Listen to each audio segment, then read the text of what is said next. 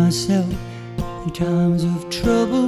Mother Mary comes to me, speaking words of wisdom, let it be.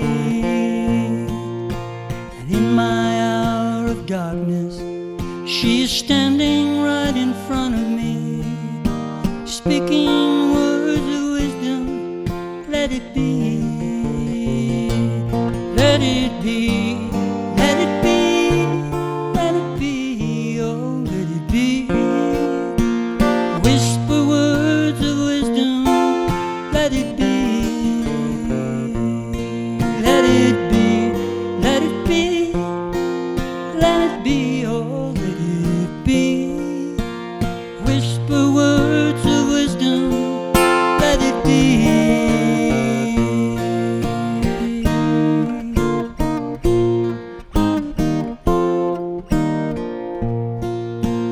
When the broken-hearted people living in the world agree, there will be an answer, let it be.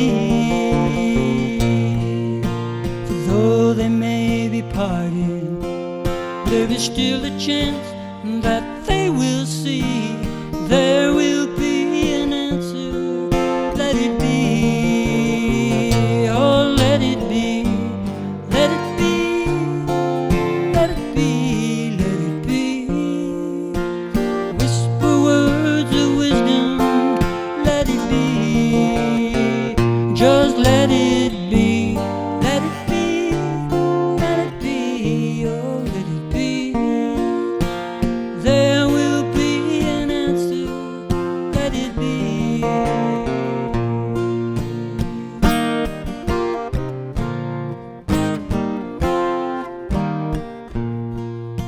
And when the night is cloudy, there is still a light that shines on me. Shine until tomorrow, let it be. I wake up to the sound of music. Mother Mary comes to me, speaking words of wisdom, let it be. Oh, let it be, let it be, let it be, let it be. There will be an answer, let it be. Oh, let it be, let it be, let it be, let it be. Whisper words of wisdom, let it be.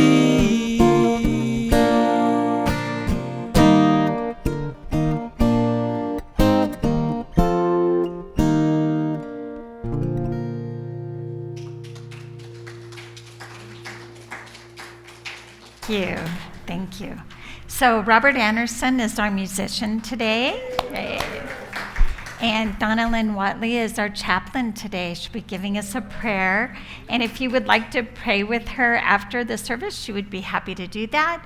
Or you can fill out a prayer request and put it in the prayer box, and all the chaplains will pray for you, and then it goes to Silent Unity, where it's prayed on for another 30 days. So I'm the minister here. I'm Lori Smith. And I just want to tell you, as I was sitting there just watching you all come in, I love you all so much. I just felt all this emotion, you know. I know it's a warm day and you could be many places, but thank you for choosing to be here. We appreciate you. Your energy, your love just makes this spiritual center so perfect. So thank you for being here.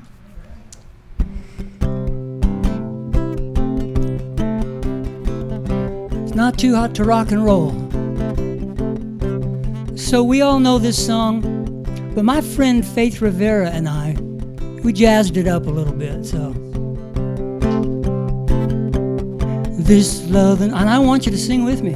This love and light of mine, I'm gonna let it shine. I said this love and light of mine, I'm gonna let it shine.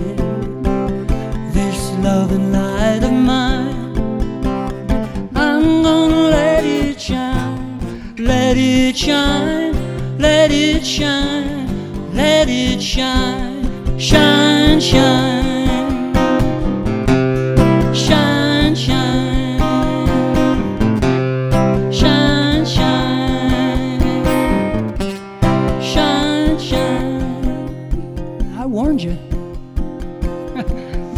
Everywhere that I go, I'm gonna let it shine.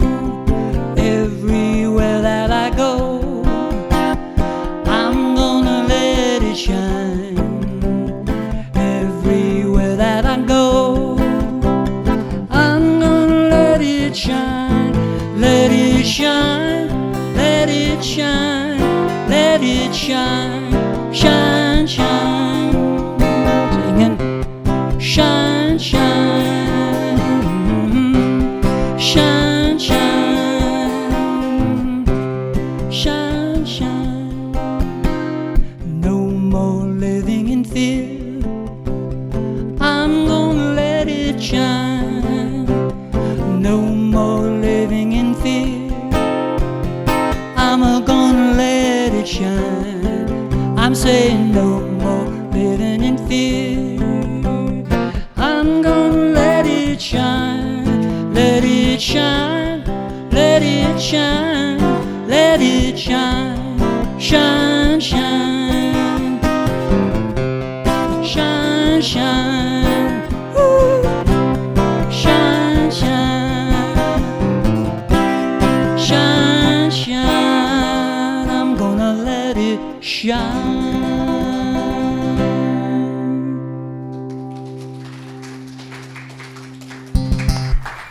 All right, that was a good way to start the morning.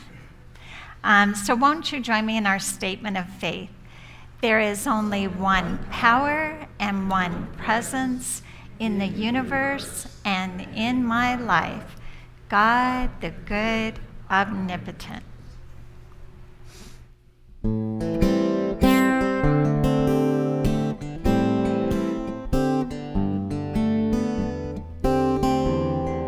Surely the presence of God is in this place. I can feel the mighty power and the grace. I can hear the brush of angels' wings. I see glory on each face. Surely the presence of God is in this place.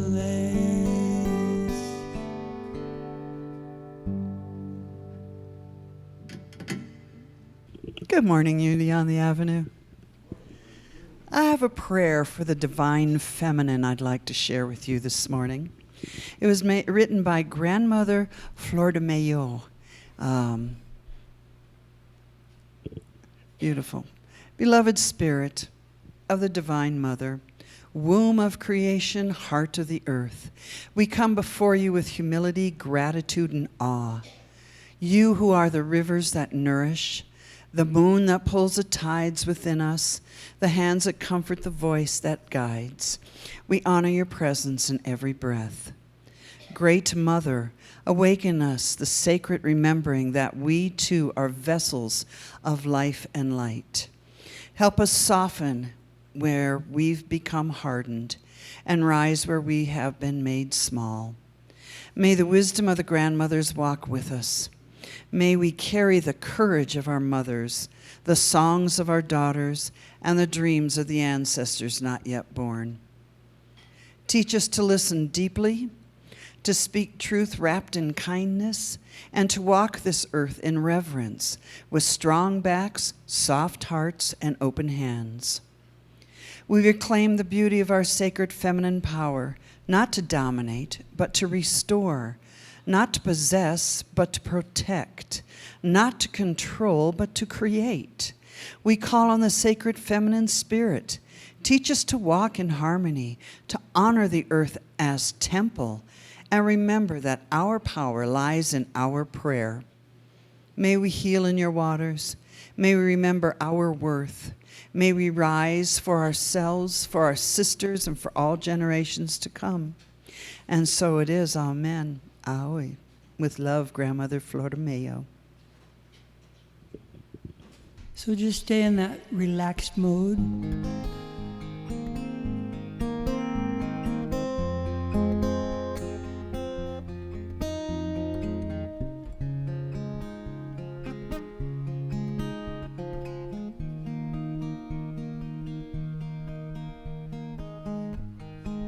You can relax now. Come on and close your eyes. Breathe deeply now. I'm with you. You are the love of my life. You are my own creation. You are a child of God, and that will never change.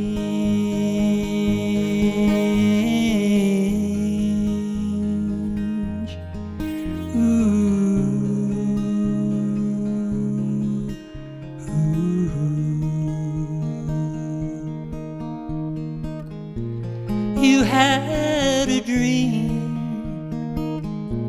You misunderstood me. You thought we were separate, but now you hear my voice and you can relax now. Come on and close your eyes. Breathe deeply now. I'm with you. You are my sweet, sweet child. You are my own creation. You are eternity, and that will never change.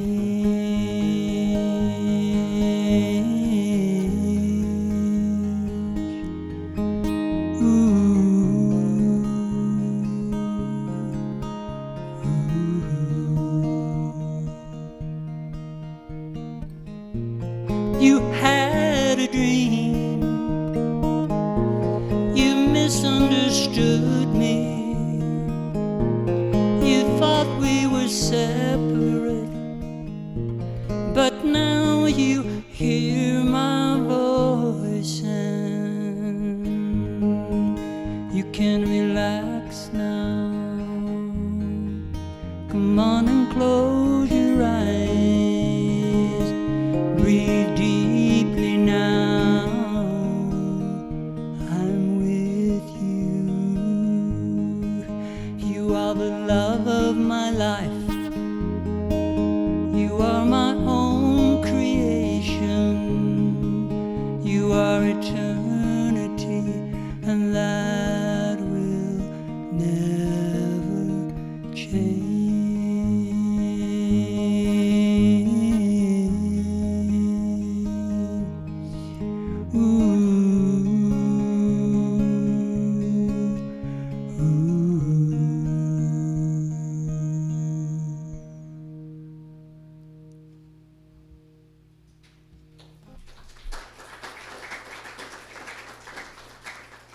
Thank you. That is perfect for today. That almost sounds like our meditation. So the title of the talk today is The Eye of the Heart. And this talk is about Mary Magdalene. And the eye of the heart is it's when the physical eye does not perceive something, but it's clearly perceptible through the eye of the heart.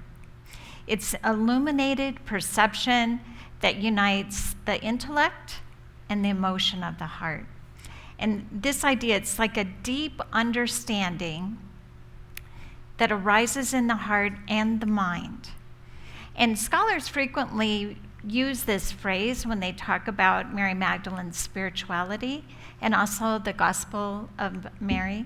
And we'll be talking a little bit about that, so I thought it was a good way to title this talk. So the feast day of Mary Magdalene is actually Wednesday, July 22nd. And when I noticed that, it just kind of made me curious to know more about Mary Magdalene. And so I've spent this last week learning a whole lot about her, and I'm excited to share it with you because I think it's an amazing story. So the feast day is celebrated in a really magnificent way. In some of the videos you can see online, like they've got these long parades of music and statues and things like that. And I'll tell you more about that in just a minute. But I want to tell you about the amazing story of Mary Magdalene. She's portrayed in the Bible as a dedicated follower of Jesus, and she's also portrayed as a repentant harlot, and I'll tell you how that came to be. She's portrayed as a spiritual teacher and also as a saint. So I think her story is really important for all of us to hear. For me, it really deepens my understanding of the teachings of Jesus, and it inspires me to practice them with the Unity movement, which goes very well with her belief system and her spirituality. So Mary Magdalene came from the city of Magdala, hence Magdalene, right? It's near the Sea of Galilee, and it was a thriving community with fishing and agriculture and trade. And usually women would stick to their homes to do weaving or taking care of the children. But here in Magdala, the women were able to work in the markets or the fields. So there were possibilities for women to have some independence. And Mary Magdalene's life was tied to this town of resources and resilience. The traveling spiritual teachers could draw women as well as men to just follow this spiritual purpose beyond their homes. So they would travel with the teachers. And in Luke, mentions 3 women specifically. Talks about Mary Magdalene, talks about Joanna was the wife of Chuza. He was linked to the Herod courts, and so it was assumed that she had financial resources. And then he talks about Susanna, who was a commoner. And these women actually were very supportive of Jesus' ministry, financially and participatory. They really helped a lot. So Luke describes Mary Magdalene among women that were healed, and he noted 7 demons. And in the first century Jewish culture, demon possession signified affliction, like a physical, mental, spiritual kind of ailment, rather than it's not about a moral misconduct. It's not about that. And 7 in the Hebrew thought it denotes like total healing. She was totally healed from this illness or distress. So after she was healed, she followed Jesus along with the other men and women, and her rare independence speaks to the possibility of a woman of means. She had some money to support this ministry, and it enabled her to follow this wandering teacher, defying convention, because women didn't always do that, but she joined a movement with the promise of renewal. Early in Jesus' teachings and his ministry, Galilean ministry, Mary was a constant presence. Her resources and resolve shaped the movement's path. These women were very involved, helping with the ministry. And in Roman practices, family members often would attend to crucifixions. So that wasn't unusual for them to attend that. It was kind of a final act of loyalty and an eyewitness testimony to the death of someone that was on the cross. The men left, but the women stayed, which it really challenged the patriarchal norms of that time, where loyalty defines discipleship. So the rabbis and the community shared stories verbally. That's how they shared their stories.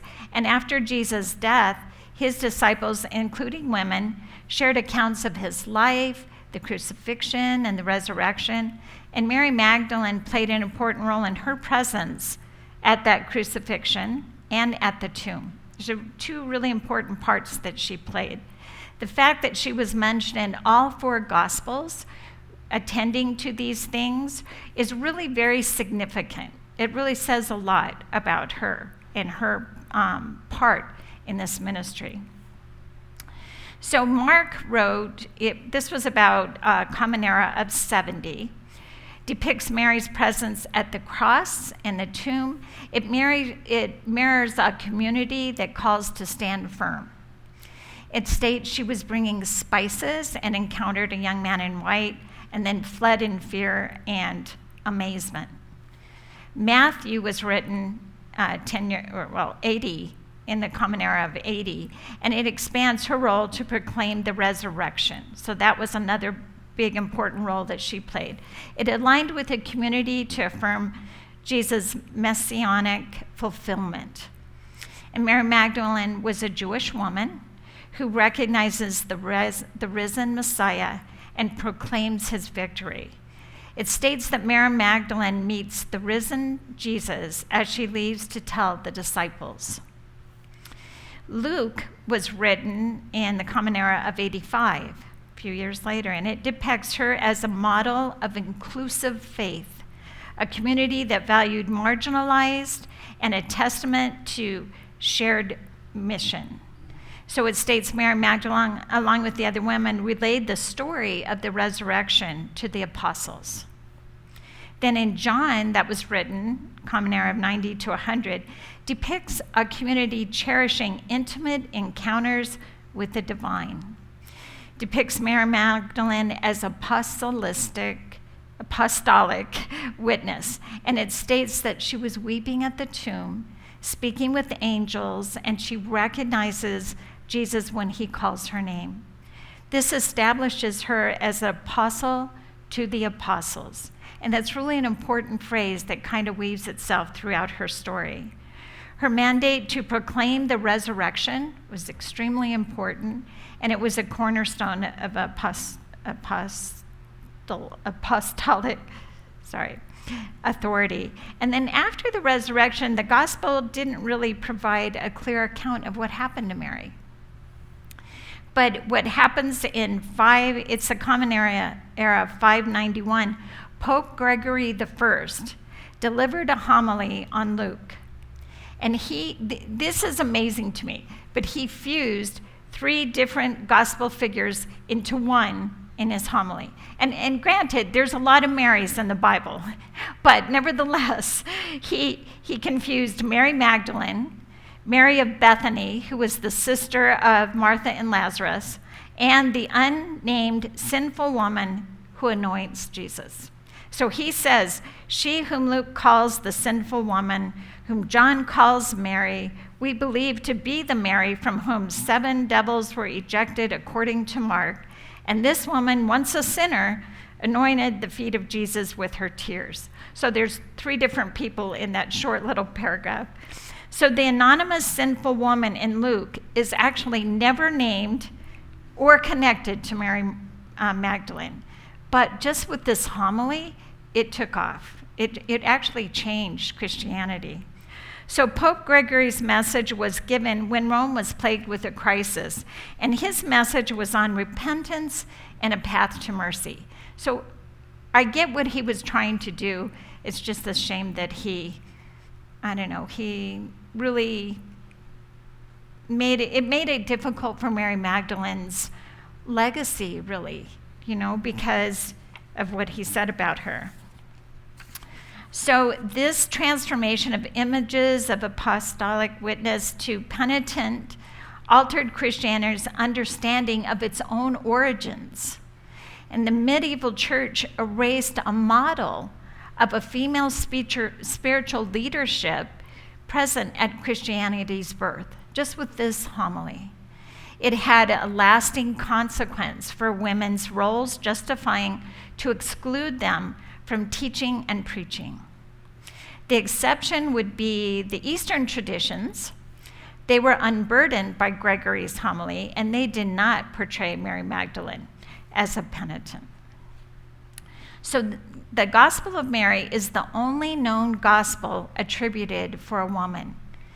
And that is really huge. That is really, really important. The Gospel of Mary is a historical document. It's giving us the story that wasn't told actually for centuries. Parts of the gospel are still missing, the first 6 pages and 4 in the middle, which is really a shame. Maybe we'll find those one day and be enlightened all the more. But it's a text lost to the world for almost 1,600 years. And then it was rediscovered in 1896. And there's a story that it was wrapped in feathers and tucked into a crack in a cemetery wall. I don't know if that's actually true. It's a story that I read.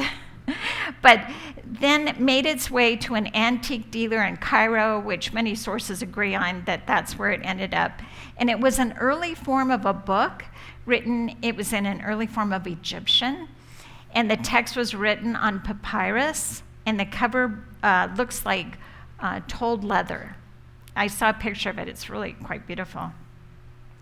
So Tibetan Buddhist tradition, there is this tradition in which the teachings were written down and intentionally hidden in cracks in rock crevices or caves or buried in the ground, with the understanding that these are teachings that were written to be rediscovered at such a time as the world is ready to perceive it, or teachings that are buried to be rediscovered at a time that the world needs them. And I thought that was really an interesting concept. And I don't know if that's what early Christians thought about or how that came to be, but I just thought it was interesting that it re-emerges when we need it. So it is, Gospel of Mary is a text for our day. It was discovered in 1896, and it was at the publishers ready to print, but it was destroyed by a burst water pipe. And then it was years before a translation became available it was in the 1950s, actually. So it was a time when we were more ready to hear about the feminist movement. Gospel of Mary does acknowledge Mary Magdalene's leadership as the apostle to the apostles. So with the Gospel of Mary, it's a treasure, because we have something that is not edited. You know, no one edited it, and we get to hear this message. It was buried in the desert 1,600 years ago. I don't know, that's kind of amazing to me. Emperor Constantine played a crucial role in convening the Council of Nicaea in 325, aiming to unify Christianity and resolve theological disputes that threatened the stability of the Roman Empire. So Christianity became a tool of the empire. And what started out as a religion for slaves and for women and the underdogs in society, but it became the religion of the Roman emperor, and its values changed.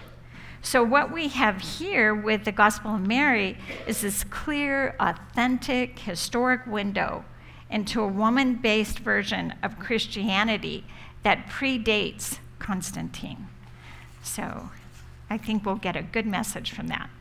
There was a scholar, Deb Saxon, who was looking at the Gospel of Mary, and she said it within the time of the Greek thoughts and the popular philosophy and culture of the time. She thinks of it as a manual of the care of the self and care of the emotional heart. And I just kind of, let that sink in about what that was about. And the Gospel of Mary was about the eye of the heart, or the illuminated perception that unites intellect and the emotion of the heart. So it makes sense that she felt those are related. But what we have with this gospel is a non-judgmental version of Christianity. And it is based on goodness. It's based not on original sin, which I know some faiths believe in, but on original goodness that is everyone's birthright. And this difference is huge. We are all born originally good, not originally sinful. It points to a direct connection that we all have with divine spirit, and it's in each and every one of us.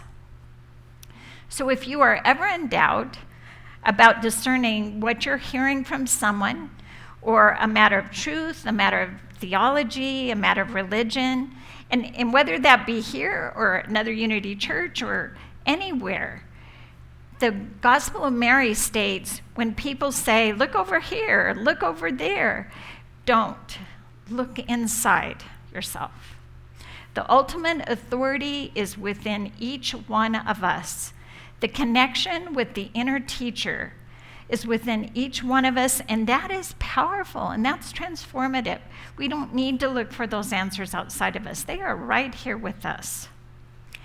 And this actually is the heart of the Gospel of Mary. Mary tells the disciples that Jesus taught people to seek the divine within themselves rather than through external institutions.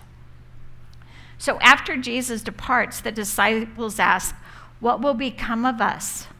And Mary tells them, "Do not weep or grieve or be irresolute, for his grace will be entirely with you and will protect you." She immediately moves them from fear to courage. And saying these things, Mary turned them inward toward the good. Then Peter says to Mary, and this is part of the gospel, "We know that you are greatly loved by the Savior, more than any other woman. Tell us those words of the Savior that you remember, the things that you know and we don't, the teachings we never heard." So Mary Magdalene answers, "Whatever is unknown for you, and I remember, I will tell you." And she began saying these words to them. "Once I saw the Lord in a vision, and I said to him, 'Lord, Rabboni, now I see you in this vision.' And Jesus said, 'Blessed are you, Mary, as you do not waver at the sight of me. How wonderful you are. For this is where the treasure lies, in that place where heaven and earth meet, where deep understanding arises in the heart and in the mind.' The saints and seekers throughout the centuries have been inspired and awed by Mary Magdalene, including St. Francis of Assisi, Julian of Norwich. They're inspired by her faithfulness and courage to stand and witness the suffering of her beloved teacher. And yet she stands steadfast through the darkness and arrives with the light of the day with the ointment that she's going to use for Jesus. She is the chosen witness of the resurrection, and that is huge. To choose a woman in that time for that most special moment was very special for her. And she sees that when she sees the vision of the resurrected Jesus. So her spirituality was about the direct, experiential, and intuitive insight into spiritual truths, rather than just believing whatever you're told. You know, and I admire that so much, that that's what she stood for. Just looking inside and using that to make her decisions and discern what was right for her. And it's about a personal awakening, realizing you have a divine spark and freeing yourself from the illusions of the material world. Realizing that special part of you. It is the transformative realization that the ultimate source of truth, or God, lives within you and is not separate from you. So it suggests an early Christian community, they were interested in feminine wisdom figures. It's likely authored in a community valuing women's spiritual roles. It reveals Mary's authority, and it bridges her public memory of Mary as a resurrection witness to one of the wisdom as an apostolic teacher. So archaeological evidence confirms women enjoyed greater participation in some early Christian communities. And there's a scholar, Karen King, I think she's Dr. Karen King, suggests the text emerged from a Christian community which promoted women's leadership on the basis of their spiritual maturity. So Mary's authority stems from her superior understanding of Jesus' teachings. And her identification as a female is really important because it challenges those gender-based limitations on leadership. Mary's role as a teacher evolved from a witness into a mystical authority. In 1977, publication of the Nag Hammadi discovery contained several buried gospels, and they overturned these medieval myths, saying, that Mary was prostitute, basically, is what it was talking about. And Pope Gregory's homily was questioned when these findings came. There was a growing Western interest in Eastern religions and mysticism. It just created an opportunity to reevaluate the spirituality of Mary Magdalene, especially with these new findings. So people start to look a little more deeply into that. And the modern scholarship has rejected that long-standing interpretation of Mary's summoned demons as evidence of moral failing. They don't believe that. So in 2016, many years after Mary Magdalene, Pope Francis elevated the annual memorial of Mary Magdalene on July 22nd so that it was elevated to a feast. It was the same status as the celebration of the apostles and the evangelists. And because she had announced the good news of the resurrection to the 12 on Easter morning, she was called the apostle to the apostles. So they kind of changed things around a little bit in the church there.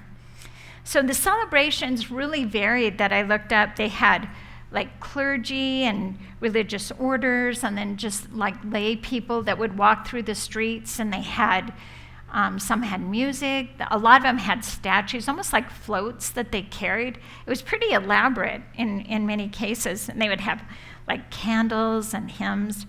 And then at the end of the procession, they might conclude it with a mass, like this picture that you see, and prayers honoring Mary Magdalene as the apostle to the apostles. So as I was thinking about this, I started wondering what the Fillmores, our co-founders, thought about Mary Magdalene, and realizing that they passed away really before we had a lot of this information. So I was really curious what I would find. And Charles Fillmore never repeats the traditional identification of Mary Magdalene as a prostitute. He never says that. He consistently referred to her simply as a devoted disciple whom Jesus healed and who became the first witness of the resurrection, which aligns closely with our more modern biblical scholarship. And in the Metaphysical Dictionary, which we use with Unity, under Mary Magdalene is this, and I want to read it because I thought it was very pretty.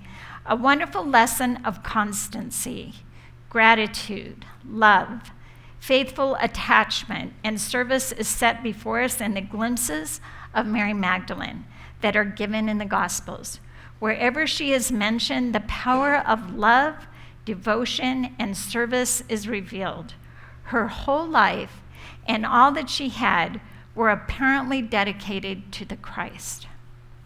Her spirituality actually follows our second unity principle, that human beings have a spark of divinity within us, the Christ Spirit is within, and our very essence is of God, and therefore we are inherently good.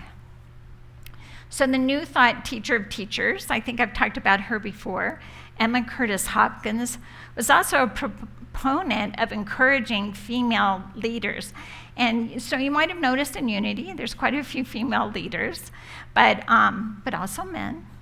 So there are many opportunities for both genders to become leaders. So if any one of you hears that calling, I hope that you will come to me, because I would be so overjoyed to help you find the resources you might need, because it is an awesome way to move in the world. So I want to tell you about Dr. Cynthia Burgo. She wrote The Meaning of Mary Magdalene, and she's a modern-day mystic, Episcopal priest, writer, internationally recognized teacher of Christian contemplative practices, and she was the director of the Aspen Wisdom School in Colorado.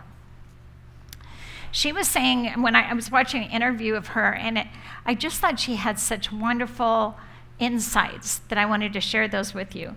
She was saying that Pope Gregory I's homily dominated the West portrait of Mary Magdalene as the repentant sinner. But in the Eastern Orthodox Church, Mary is still revered as she was originally in the West as the apostle to the apostles. And it can be established that Mary Magdalene did not abandon Jesus when the male disciples seemed to flee at the crucifixion, but she stayed with Jesus during the crucifixion, the burial, the entombment, and the resurrection. And when we look at the Gospel of Thomas and Gospel of Mary, she said that we can see that Mary was there because she understood Jesus' teachings, maybe even more so than some of the male apostles, and she was able to demonstrate it. So Jesus came as a master of consciousness, calling us to a transformed consciousness. And Mary Magdalene understood it, and she understood the path to follow. And that is why she stayed. So Dr. Bourgault said, if you look at the Gospels, we can see that Jesus and Mary Magdalene were intimate beloveds.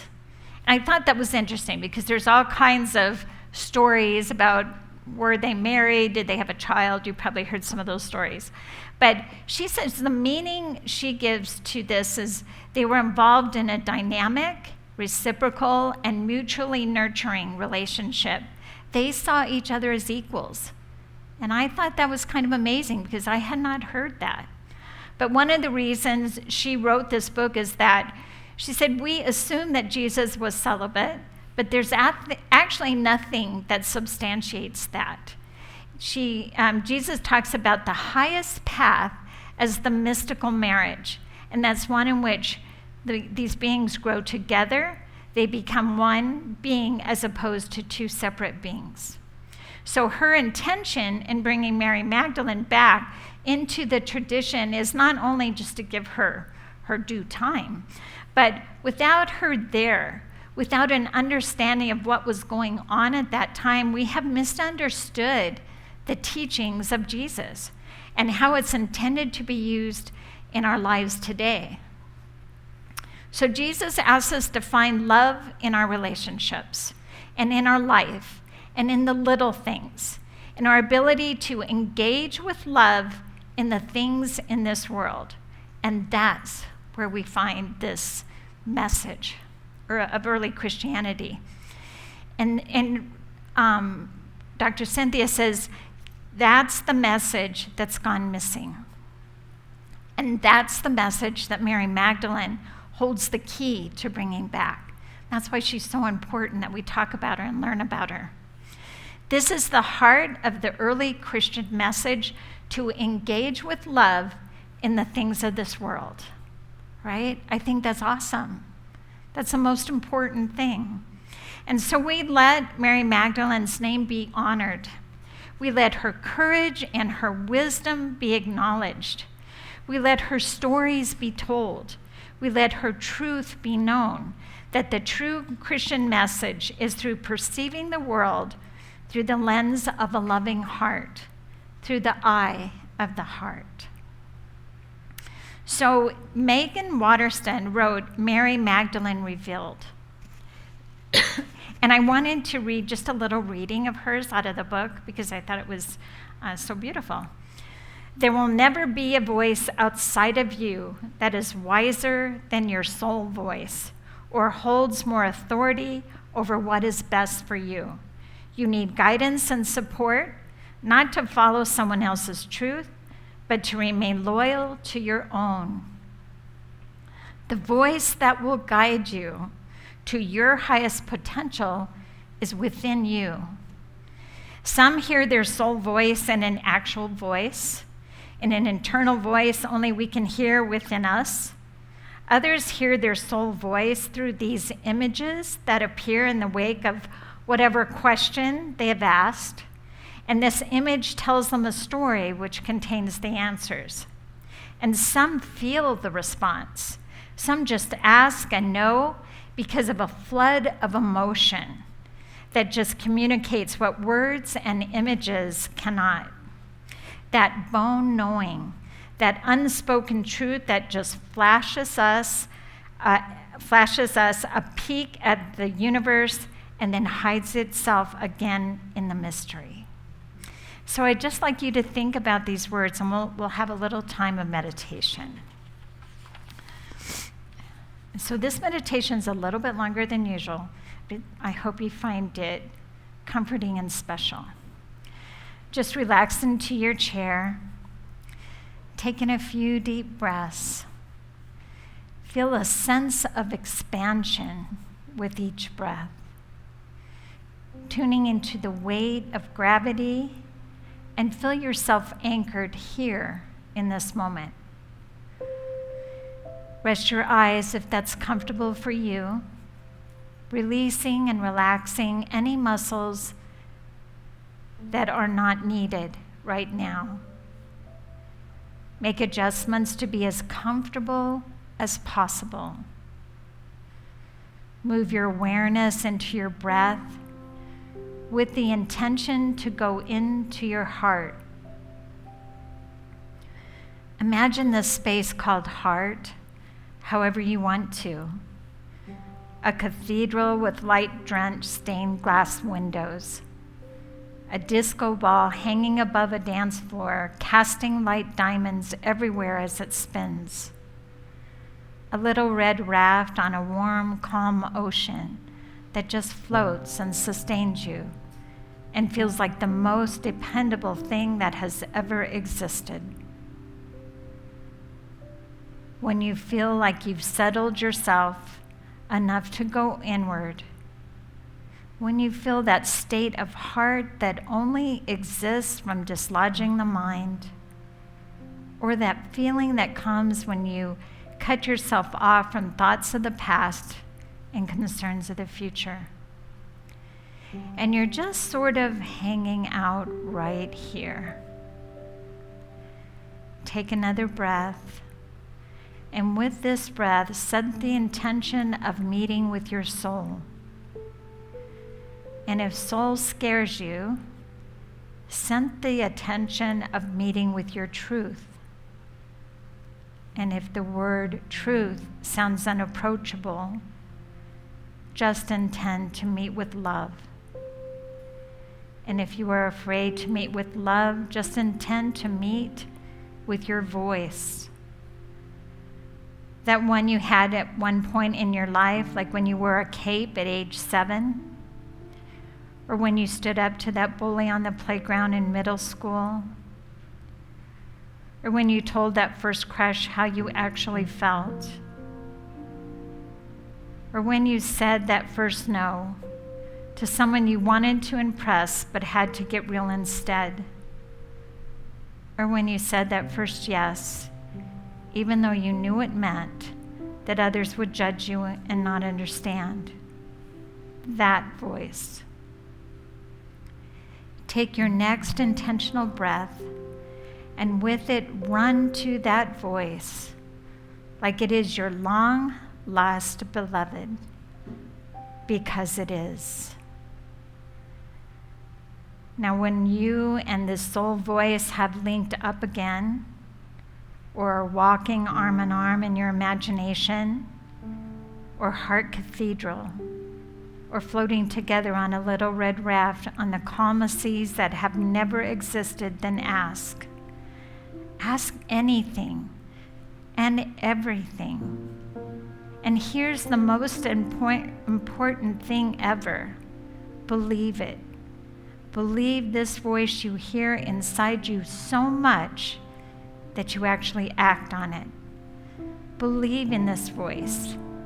Believe in you as you move into the silence.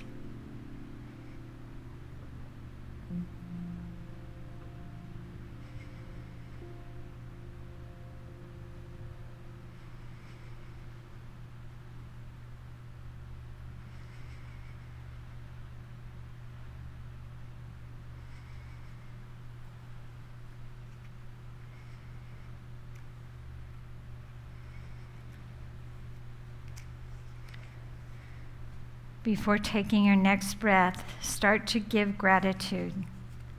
Say thank yous like throwing confetti at a wedding. Thank everything and anything that might have come to you. Because what we ask inwardly, we find.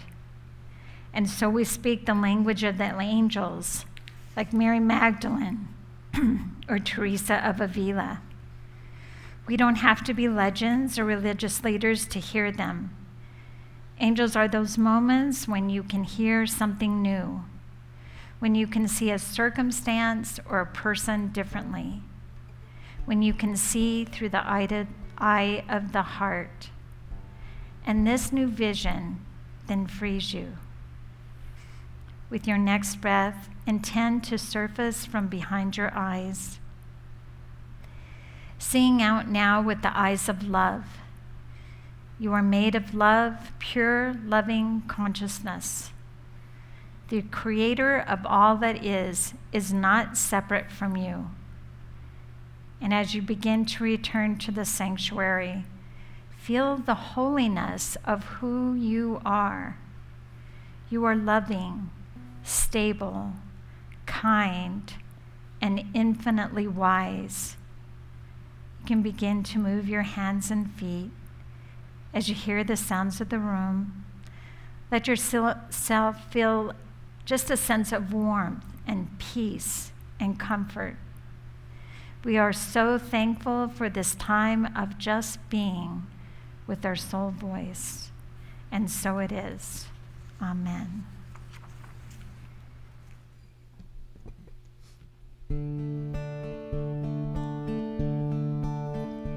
Hallelujah, hallelujah, hallelujah, hallelujah, hallelujah,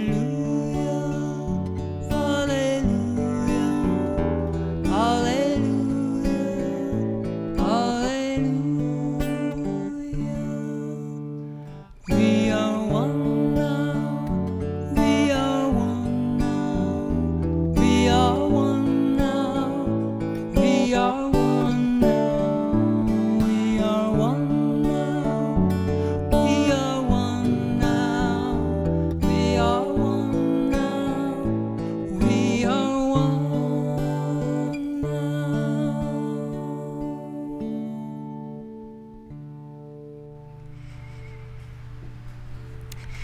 So now is the time for our offertory. And I just want you to know how much we appreciate everything that you donate to Unity on the Avenue, whether it be financially or the time that you come and share and do things at the church. Just know that it is very much appreciated. And I wanted to mention too, right now, you'll notice if you go downstairs, we've repaired the wall downstairs, and we're saving up some extra money for it. So if you would like to donate to that, please just mark it for the building fund, and that goes towards helping pay for this wall. So join me in the offertory blessing. Divine love through me blesses and multiplies all that I am, all that I have, all that I give, and all that I receive.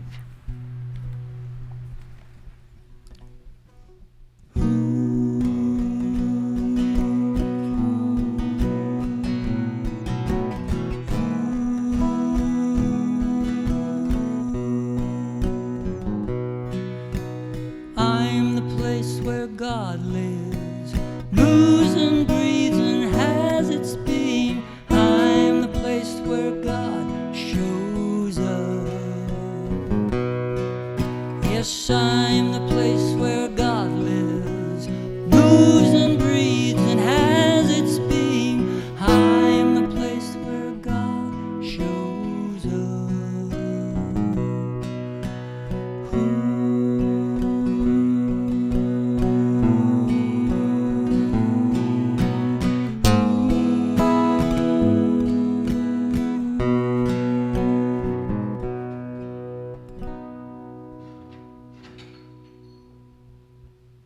So please join me in our prayer for protection. The light of God surrounds us. I am that light. The love of God enfolds us. I am that love. The power of God protects us. I am that power. The presence of God watches over us. I am that presence. Wherever we are, God is, and all is well. So I hope you'll join us for lunch. If not, I hope you have a beautiful week, and we'll see you next Sunday.